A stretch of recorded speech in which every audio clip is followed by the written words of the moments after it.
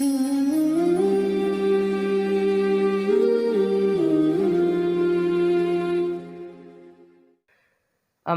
اداکار مورگن فریمین نے قبول اسلام کے دعووں سے متعلق اہم بیان جاری کر دیا۔